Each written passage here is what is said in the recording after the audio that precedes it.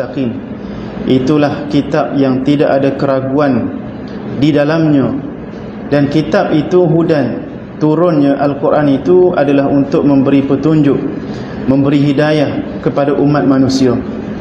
Jadi kita baca Al-Quran, tujuannya bukan semata-mata kita nak dapat pahala. Kita baca Al-Quran bukan semata-mata kita nak dapat keberkatan. Kita baca Al-Quran bukan semata-mata kita nak khatam. Itu antara tujuan kita baca Al-Quran. Tetapi Allah Subhanahu Wa Taala menyebut Al-Quran itu diturunkan untuk memberi panduan dan hidayah kepada kehidupan manusia. Maka apabila kita membaca Al-Quran Karim, maka niatkan dalam hati kita untuk kita mencari hidayah daripada kefahaman-kefahaman daripada ayat-ayat suci Al-Quran yang kita pelajari. Baik, jadi dalam surah Al-Baqarah yang telah kita bacakan sebelum ini, Allah Subhanahu Wa Taala menceritakan tentang kisah Bani Israel yang hidup pada zaman Nabi Musa alaihi salam. Jadi Bani Israel yang hidup pada zaman Nabi Musa alaihi salam, lebih kurang tahun 1500 tahun sebelum daripada Masihi. Bani Israel ini diberi oleh Allah Subhanahu Wa Taala pelbagai nikmat yang dikurniakan Allah Subhanahu Wa Taala kepada mereka.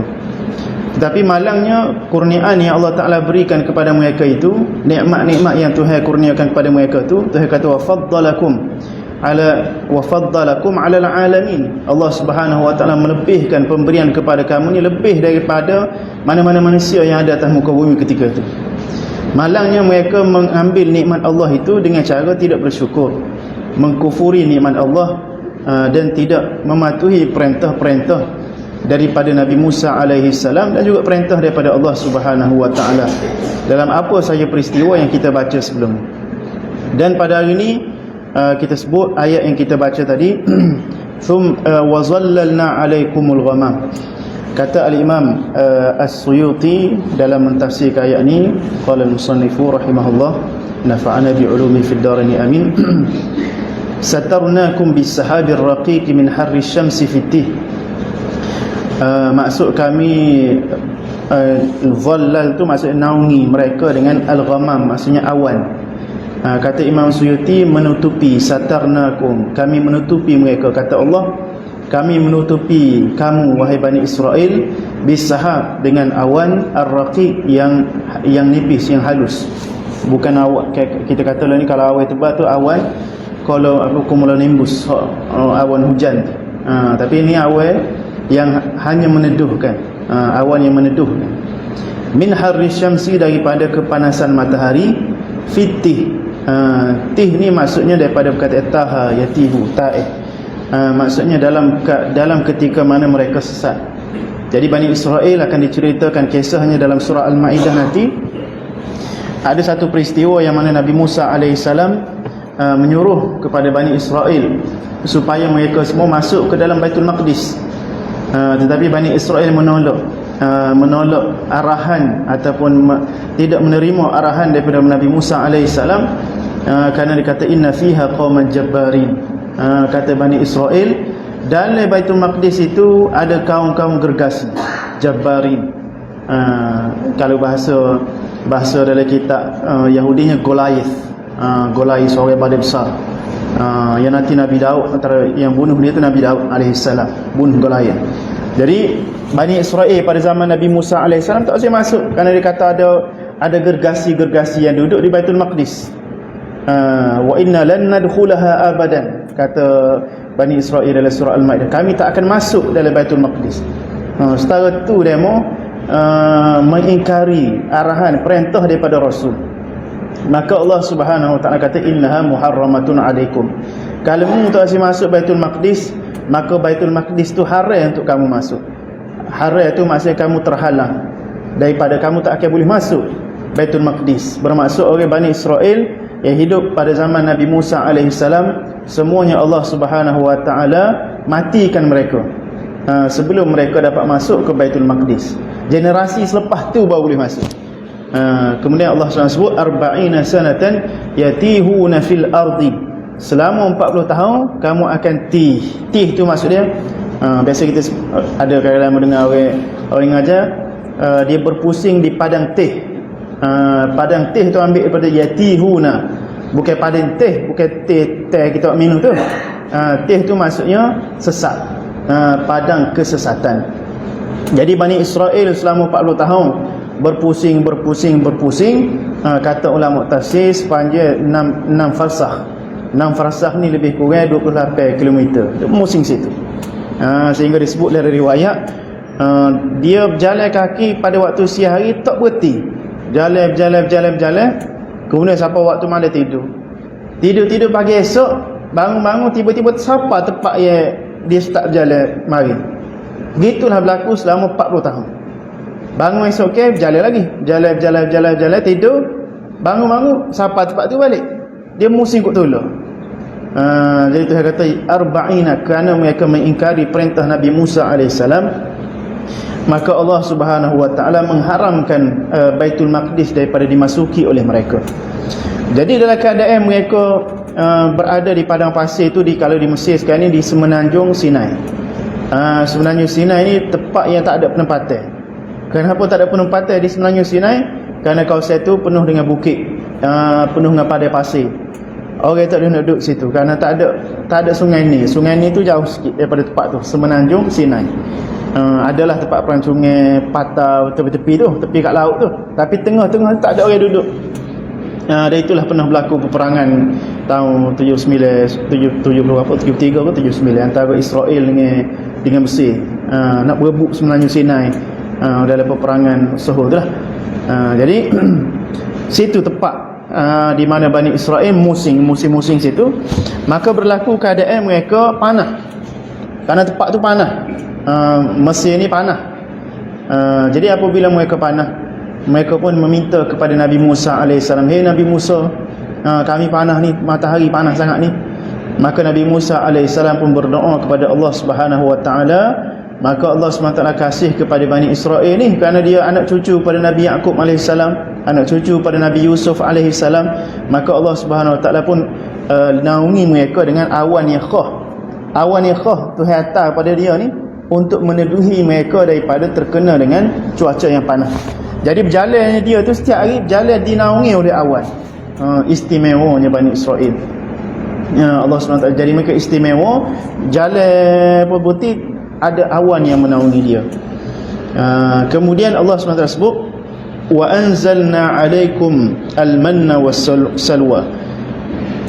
Alaikum maksudnya fihi, diturunkan kepada mereka, ke atas mereka. Al-man was-salwa huma at-taranjin wat-tayrus sammani bitakhfifil mim wal qasri. Jadi Allah SWT menurunkan mereka dua perkara yang disebut sebagai man dan salwa. Man ni maksudnya satu jenis manisan. Manisan tu dia nak lebih kurang madu. Kelikatan dia lebih kurang dengan madu. Warna ni lebih kurang dengan gula. Dan disebutkan ada benda tu masih ada lagi lah ni. Nabi sebut dalam hadis al-kam'ah. Al-kam'ah. Ambo tak pasti, tengok ikut kamu bahasa Melayu tak terbit. Tapi ikut bahasa Inggeris ada nama dia, tapi pelik nama dia. Bahasa Inggeris. Nah, bahasa Kurdistan pun ada nama god tu. Dia turun daripada pokok. Kalau tengoklah dari YouTube tu bit. Man ni dia keluar dari pokok, satu jenis manusia yang Allah Taala turunkan. Tapi dia turun kepada Bani Israel turun seperti salji. Dia turun seperti salji. Dan disebut oleh Imam Al-Qurtubi, dia turun tu pada waktu subuh sehingga pada waktu duha, syuruqus syams. Turun manusia daripada atas langit. Kita ni nak ambil madu kena cari dalam hutan. Tu pada musim-musim dia.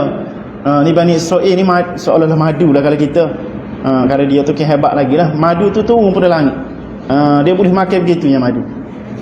Tu istimewa kepada Bani Israel. Kemudian Allah SWT beri juga pada mereka as-salwa. Ada orang tena nama salwa. Salwa ni maksud dia burung puyuh. Burung sejenis spesies burung puyuh, tidak burung puyuh tu.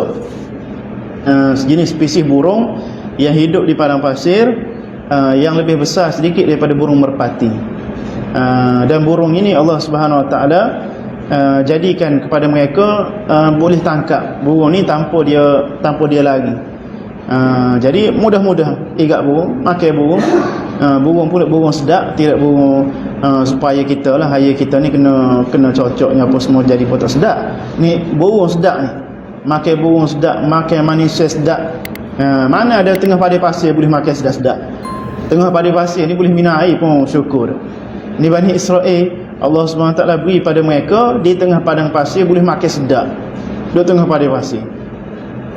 Jadi itu antara perkara-perkara yang Allah SWT beri kepada mereka iaitu Bani Israel. Dan nanti disebutkan dalam ayat lepas ni, Allah SWT juga beri kepada mereka air yang keluar daripada batu. Jadi cukup dekat untuk mereka hidup di padang pasir. Bani Israel boleh hidup di padang pasir.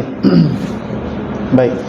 Kemudian ayat seterusnya, wa qulna kulu min tayyibati ma razaqnakum wa la tadakhiru fakafaru ni'mah waddakharu faquti'a anhum. Jadi Tuhan kata, kulu, makanlah oleh kamu semua, min tayyibati ma razaqnakum, daripada perkara-perkara yang baik yang kami rezekikan kepada kamu. Dan maksud juga kulu tu wala tadakhiru, jangan kamu simpan. Jadi Bani Israel ni dia nak buat benda Tuhan larang. Jadi dia simpan makanan. Fakafaru ni'mah, maka mereka tidak mensyukuri nikmat. Waddakharu, maka mereka menyimpan. Man tu disimpan, dia kutip-kutip dia simpan. Faquti'a anhum, maka Allah Subhanahu Wa Taala putuskan nikmat mereka boleh man tu. Kerana Tuhan larang dia simpan juga. Wa ma zalamuna, dan kami tidak menzalimi. Wa ma zalamuna walakin wa ma zalamuna bermaksud mereka tidak menzalimi kami. Bidzalika, dengan perbuatan itu, walakin kanu anfusahum yadhlimun, akan tetapi adalah mereka menzalimi diri mereka sendiri. Lianna wabalahu alaihim, kerana akibatnya akan kembali kepada mereka.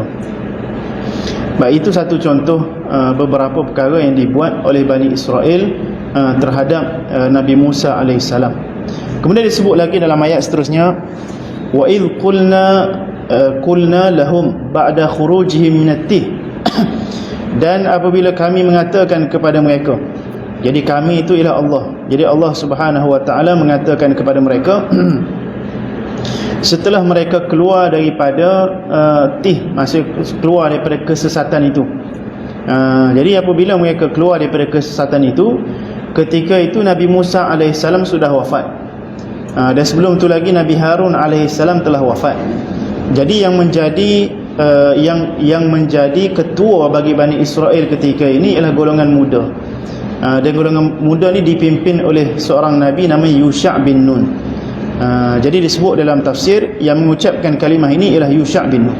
Tuhan suruh mereka buat benda ni, maka Yusha' bin Nun yang khabarkan kepada mereka, bukan Nabi Musa adalah. Nabi Musa tak ada masa ni. Baik.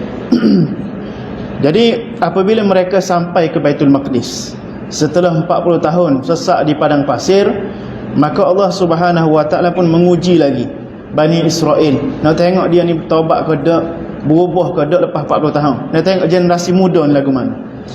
Maka Tuhan kata, udkhulu hadhil qaryah, masuklah perkampungan ini. Perkampungan itu ialah Baitul Maqdis, ataupun disebut dalam setengah riwayat namanya perkampungan Ariha. Perkampungan Ariha ni berdekatan dengan Baitul Maqdis. Fakulu minha haitsu syi'tum ragada wasi'an la hajra fi, maka makanlah kamu semua. Oleh kerana 40 tahun mereka berada di padang pasir dengan kekurangan makanan, kekurangan minuman, maka Allah SWT beri mereka peluang sepuas-puasnya. Makanlah apa mu nak makan. Tak ada batasan, makan saja apa mu nak makan. Wadkhulul baba ay al-babaha, dan kamu masuklah ke dalam ke pintunya. Sujjadan munhanin, dengan cara kamu tunduk. Dengan cara kamu tunduk. Wa qulu mas'alatana hittatun ay an tahutta inda khatayana, dan sambil kamu masuk ke dalam pintu itu sambil tunduk dan sambil berkata hittatun, bermaksud ampunkanlah dosa kami, ya Allah ampunkanlah dosa kami. Maka Tuhan kata, naghfir lakum khatayakum wa sanazidul muhsinin, maka apabila kamu berbuat begitu, kami akan ampunkan dosa kamu dan kami akan menambah lagi pahala bagi orang-orang yang berbuat ketaatan. Wa fi qiraah bil ba' wa ta' mabniyan lil maf'ul fiha, ada setengah qiraat baca tughfar lakum khatayakum ataupun yughfar lakum. Baik, wa sanazilul muslimin, ditambah kepada mereka itu dengan ketaatan mereka thawaban, iaitu pahala. Fabaddala alladhina zalamu, maka mereka yang zalim di kalangan mereka minhum mengubah qaulan ghairal ladzi qila lahum, percakapan yang tidak disebut kepada mereka. Baik, jadi berpindah daripada cerita Bani Israel yang sesak-sesak habis di padang Tih tu. Akhir sekali mereka semuanya mati, tidak sempat untuk masuk ke dalam Baitul Maqdis. Dan mereka kufur nikmat Allah. Tuhan beri pada makan, mereka nak lagi makanan yang lebih daripada tu. Lepas ni dia akan sebut. Kemudian Tuhan tak beri sipar, dia sipar juga makanan. Habis dia generasi orang tua, generasi zaman Nabi Musa AS. Kemudian lahir generasi baru, generasi orang muda, generasi yang hidup selepas 40 tahun selepas mereka sesak di padang kesesatan tu, yang dipimpin oleh Yusha' bin Nun, untuk mereka ni masuk untuk berperang dengan gergasi-gergasi dalam Baitul Maqdis. Jadi Tuhan kata mau nak masuk pintu Baitul Maqdis tu, pintu Baitul Maqdis ni pendek, rendah, pintu tu rendah. Jadi mau nak masuk, memang ikut mana-mana pun mu kena masuk dengan cara tunduk. Dan tunduk kamu tu kena tunduk cara betul. Tunduk dalam keadaan seolah-olah bersujud. Tunduk dalam keadaan seolah-olah bersujud, untuk menunjukkan apabila kita nak masuk ke dalam satu kota, itu satu adab dalam peperangan. Kita ni zaman tak perang. Zaman dulu Nabi Muhammad SAW masuk ke dalam kota Mekah dalam peristiwa pembukaan kota Mekah. Nabi SAW masuk ke kota Mekah dalam keadaan tunduk, sehingga disebutkan janggut Nabi SAW kena ke tunggangan Nabi. Nabi naik baral ke naik motor ke kena, siapa dia tunduk tu siapa kena di baral Nabi tu. Jadi kita ataupun satu pasukan tentera yang nak masuk ke dalam satu kota, biasanya dia masuk ni dalam keadaan cukup lengkap persiapan. Balqis dia kata kepada Nabi Sulaiman, innal muluka idza dakhalu qaryatan afsaduha wa ja'alu a'izzata ahliha adillah. Balqis ni dia mengkisahkan tentang cara raja-raja ni. Biasanya bila raja-raja ni masuk ke dalam satu kota, menakluk atau menawan satu kota ni, dia kata raja-raja ni apabila masuk satu kota afsaduha, dia akan merosakkan, membunuh orang, membakar rumah, menyerang orang, balimpung situ, balimpung sini. Sebab mereka tak buat lah. Bila satu kuasa besar, tak kira zaman mana-mana kecuali Islam lah. Islam ni ajar apabila kita jadi kuasa besar, maka kita nak menawan sesuatu kota, kita menawan bukan dalam keadaan kita takabur. Kita menawan bukan dalam keadaan kita ni rasa kita ni hebat, kita ni berkuasa. Itu yang berlaku pada mereka lain itu. British dulu masuk ke Amerika. Dia buat pembunuhan etnik, penghapusan etnik Red Indian di Amerika. Masuk ke Australia, bunuh pula semua etnik di Australia. Cara dia begitu. Cara dia bila nak tawai satu kota, dia bunuh belaka semua orang situ. Tidak ada perasaan tawaduk, tunduk kepada Allah, yang Allah ni yang menjadikan manusia. Tak ada perasaan belah kasihan kepada manusia. Jadi orang kafir, cara nak menawan satu kota tu tak ada belah kasihan. Jadi Allah Subhanahu Wa Taala nak mengajar kepada Bani Israel, kalau nak menawan satu kota, maka tawanlah dengan perasaan tawaduk, dengan perasaan kita ni hamba kepada Allah. Walaupun kita kuasa besar, walaupun Nabi Muhammad SAW datang daripada Madinah dengan membawa bala tentera yang ramai, orang Quraisy tak ada persediaan tentera, tapi bukan Nabi SAW, sahabat Nabi sebut hadza yaumul malhamah, ini hari ni hari daging bertemu daging. Sahabat Nabi nak pergi benar ni masuk kota Mekah kerana dia diusir. Kerana sahabat Nabi dulu ditarik, diseksa, dihina sehingga diusir daripada Mekah. Maka nak masuk balas dendam. Jadi sahabat Nabi kata haza yaumul malhamah, daging bertemu daging. Kita pergi sungguh-sungguh pergi ni. Kemudian Nabi SAW betul, Nabi kata hadza yaumun marhamah. Ini hari kasih sayang. Bukan hari perang ni sebenarnya kasih sayang. Jadi sebab itu Allah Subhanahu Wa Taala mengajarkan kepada tentera untuk masuk berperang, maka masuklah dengan perasaan tawaduk, bukan masuk dalam perasaan takabur.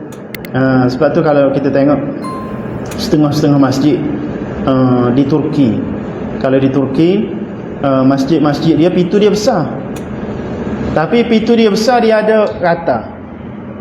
Dia ada rata di pintu. Jadi setiap orang yang masuk pintu tu dia kena tunduk. Dia bukan buat saja-saja, dia memikir juga apa yang buat lagu ni setiap pintu. Masjid Sultan Ahmad, yang mana masjid Blue Mosque di Istanbul, mana-mana masjid di Turki, nak masuk pintu geber dia tidak pintu masjid, pintu luar, pintu geber dia tu. Nak masuk pintu geber dia tu ada rata. Jadi nak masuk tu, kalau orang tak faham dia akad rata dia masuk lah. Tapi kalau orang faham dia masuk dia tunduk. Sebab apa? Sebabnya kita nak masuk rumah Allah. Bila kita masuk rumah Allah ni, kita tak boleh masuk dengan pangkat kita, dengan jawatan kita, dengan kita rasa kita ni goh nak masuk rumah Allah. Tak boleh. Masuk rumah Allah ni kita ni hamba Allah. Begitulah. Allah SWT mengajarkan kepada Bani Israel supaya masuk ke rumah Allah, masuk ke Baitul Maqdis, rumah Allah juga, Baitul Maqdis, rumah Allah yang ketiga, dengan cara menunduk. Dan oleh kerana pintunya kecil, maka suruh tunduk. Dan dalam masa yang sama mengucapkan perkataan hittatun, bermaksud ya Allah ampunkan dosa kami. Tapi Bani Israel ialah sebuah bangsa ia perangai dia tak comel, Yahuduh perangai degil. Setiap perintah Allah tu sami'na wa asaina, kami dengar dan kami langgar. Tu slogan dia. Slogan orang yang buat maksiat, slogan orang yang tidak taat kepada Allah. Dia pengajar, kisah ni cerita kepada kita sebagai pengajaran supaya kita ni tidak ikut cara Bani Israel. Jadi dia sami'na wa asaina, kami dengar, boleh dengar tapi kami tak seperintah, tak ikut perintah belaka. Maka apa yang dia buat, dia masuk dalam keadaan dia bercakung, kemudian dia masuk ikut dubur. Kalau pernah tengok cerita Piramli kan, hujung 4 belalang, hamba berasa cerita Piramli ni banyak kaitan dengan apa, dengan kisah Bani Israel, dengan kisah Nabi Muhammad. Kalau kaji balik kisah cerita Piramli, kait dengan, kalau dia buat kisah-kisah jenis arak-arak ni, banyak kait dengan Bani Israel, dengan Nabi Muhammad. Hamba tengok lah. Jadi kan cerita Nujum 4 belalang tu, dia nak apa nama tu, ambil anak dia tu, raja nak ambil anak dia tu, kena masuk cara tunduk kan. Hak ni serupa ni, Bani Israel nak masuk Baitul Maqdis, Nabi suruh tunduk. Tapi dia tak tunduk, dia masuk ke belakang. Maka dia tak boleh apa yang Allah Subhanahu Wa Taala nak beri pada dia. Jadi Allah Subhanahu Wa Taala turunkan bala kepada dia. Maka kata Allah Subhanahu Wa Taala, fabaddalal ladzina zalamu, maka mereka tukar. Tuhan suruh dia masuk ke depan tunduk, dia masuk ke punggung dia. Kemudian Tuhan suruh sebut hittatun, dia tukar. Dia tukar dalam hadis sebut dia tukar. Di sini sebut ni faqalu habbatun fi sya'ratin wa dakhalu yazhafuna ala astahum. Habbatun maksudnya gandum. Asalnya hittatun. Kalau ikut bahasa Arabnya lebih kurang sama lah perkataan itu. Hittatun maksud dia ampunkan kami. Dia tambah nun berubah masuk tu. Hintatun maksudnya gandum. Gandum nak makan lama tak makan gandum. Begitu pula. Jadi Bani Israel ni dia suka mempermain-mainkan agama. Mempermain-mainkan agama ni tak semestinya kita tukar perkataan. Kita tambah, kita ubah, kita berasa nak lagu ni tak si lagu ni. Kita agama ni sesuka hati kita. Badalah, kita tukar. Sebab tu dia sebut fabaddala alladhina dhannu qawlan ghayra allazi qila lahum, tidak perkataan yang disampaikan kepada mereka. Jadi Nabi kata kena buat gini, A B C D E, dia berasa hak ni tak si, hak ni dia nak, hak ni tak si, hak tu dia nak. Dia pilih-pilih agama ni. Tu pengajaran kepada kita juga. Kita ni banyak-banyak benda dah kita belajar ni, tapi kita tak tahu belaka. Lebih kurang Bani Israel tu, Bani Israel ni tak ada orang paling tahu hukum hakim guna Nabi dekat dengan dia. Dia tahu belaka tapi dia tak buat. Dia tukar. Dia beramal sikit, dia tak usah beramal banyak. Semaya 4 waktu sudahlah, 5 waktu tak ada, tak banyak kerja dia tukar. Tuhan kata buat begitu, dia buat begini. Tuhan kata dia buat lagu lain. Jadi itu perangai-perangai Bani Israel. Fabaddala allazina zalamu, dan Tuhan sebut allazina zalamu bermaksud yang menukar perkataan itu hanyalah satu kumpulan sahaja, bukan semua. Allazina zalamu sahaja, orang yang zalim sahaja. Jadi di kalangan Bani Israel itu ramai lagi yang beriman, ramai lagi yang taat kepada Yusha' bin Nun. Oleh kerana itu nanti dia akan berlawan dengan gergasi-gergasi itu. Dia akan berlawan dengan gergasi-gergasi itu pada hari Sabtu dia berlawan.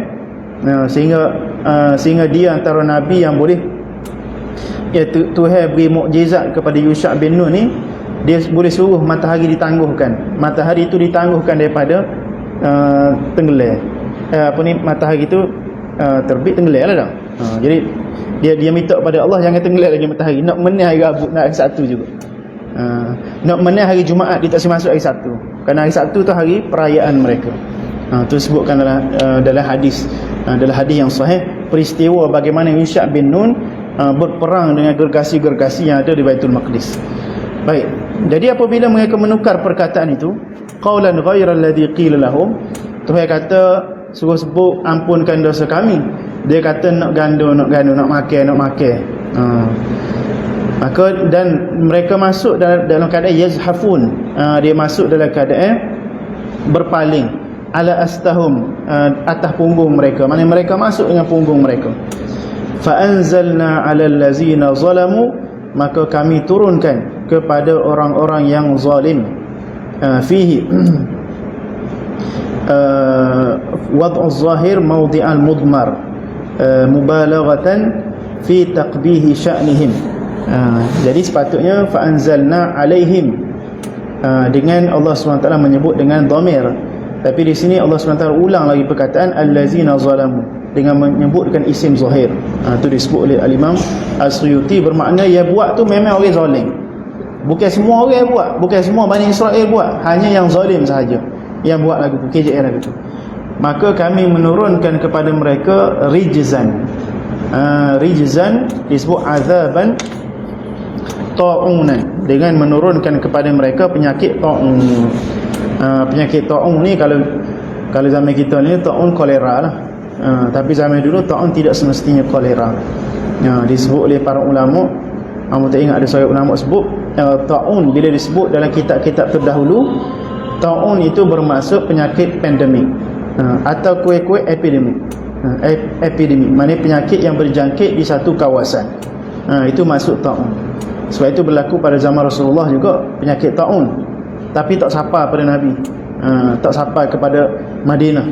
Dia berlaku pada zaman Sayyidina Umar Ibn Khattab radhiyallahu ta'ala anhu jadi Amirul Mukminin.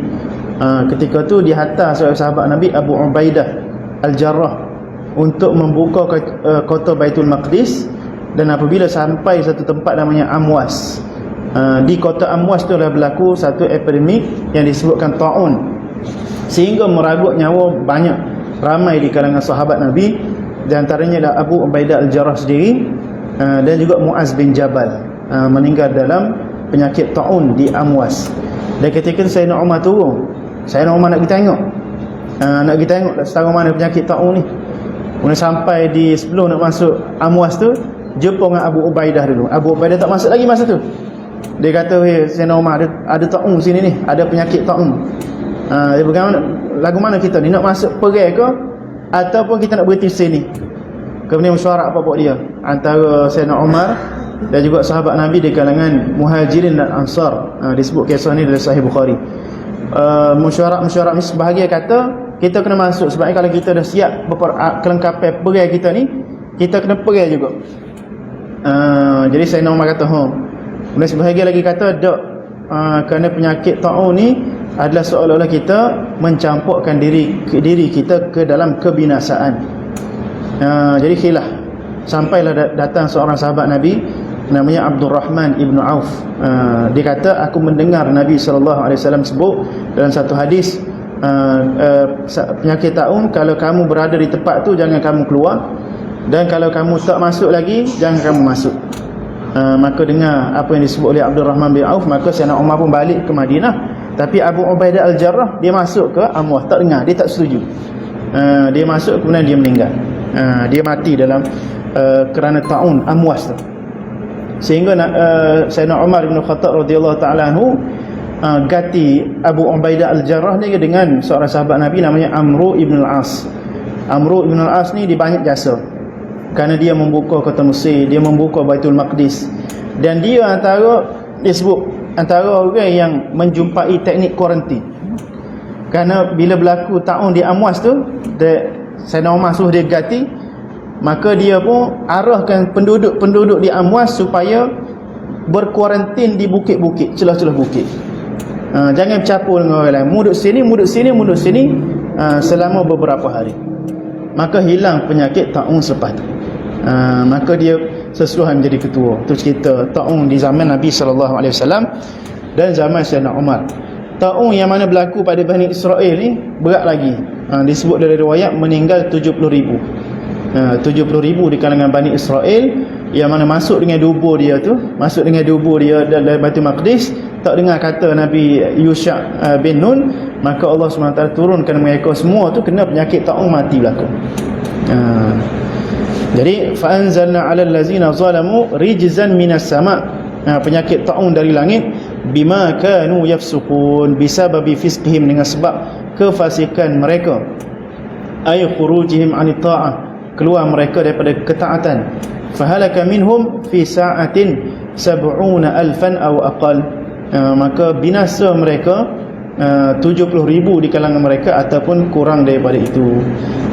Jadi dalam ayat ni Tuhan memberi kita satu ilmu bahawasanya penyakit ni ada kaitan dengan maksiat.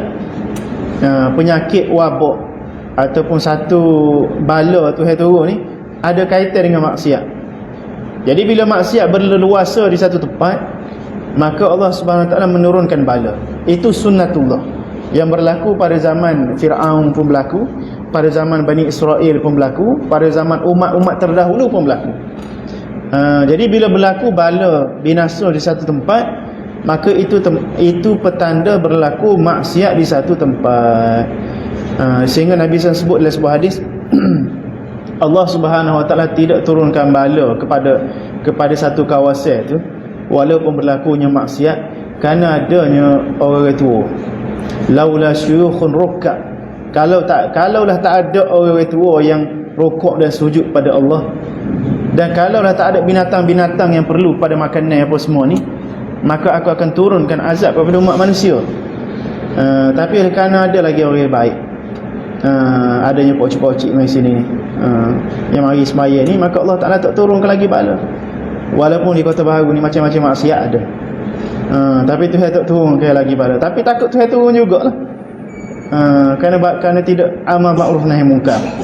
Jadi bala yang Allah Ta'ala turun ada kaitan dengan maksiat, dan itu adalah sunnatullah. Jangan kita kata tak logik. Tak logik bala ni disebabkan maksiat. Dia mesti kena ada kaitan dengan kimia, aku tindak balas kimia aku gana. Kalau gempa bumi ada perubahan kerak bumi kalau ke mana, hak tu betul juga, tak kata salah, betul. Tapi jangan kita menafikan adanya kaitan sesuatu perkara yang berlaku atas muka bumi ni dengan kuasa Tuhan. Jangan kita kata tak ada kaitan. Ada kaitan, sama ada nampak atau tak nampak, sama ada tahu atau tak tahu. Kalau tak tahu tak apa, kalau tahu maka kita ambil peringatan. Jadi jangan kita sendirilah, jangan kita sendiri berasa sedap, jangan kita sendiri berasa kita selamat selagi mana berlakunya kemaksiatan dalam masyarakat kita. Jadi perlu kita sama-sama fikir masalah orang muda, perlu fikir masalah masyarakat. Jangan fikir kerajaan saja, kerajaan pun banyak masalah juga. Jadi kita kena fikir juga masalah agama masyarakat kita lagu mana. Negeri kami Mekah, tapi banyak benda lagi kena tengok balik. Sekarang Allah Subhanahu Wa Taala bila berlaku maksiat yang berlaku secara berleluasa, maka Allah SWT turunkan azab. Na'udzubillah. Kita minta jauh daripada Allah SWT. Baik, wa idistasqa Musa liqaumihi, insyaallah kita sambung ayat ni pada minggu hadapan. Wallahu subhanahu wa ta'ala a'la wa a'lam. Sallallahu ala sayyidina Muhammadin wa ala alihi wa sahbihi wa barakatuh. Alhamdulillahi rabbil alamin. Bismillahirrahmanirrahim. Alhamdulillahi rabbil alamin. Wassalatu wassalamu ala sayyidina Muhammadin wa ala alihi wa sahbihi ajma'in. Allahumma anfa'na bima 'allamtana wa 'allimna alladhi yanfa'una wa zidna 'ilman. Allahumma faqihna wa faqih lana wa qarabatin lana fi dinina. Wa sallallahu ala sayyidina maulana Muhammad wa ala alihi wa sahbihi wa barakatuh. Alhamdulillahi rabbil alamin.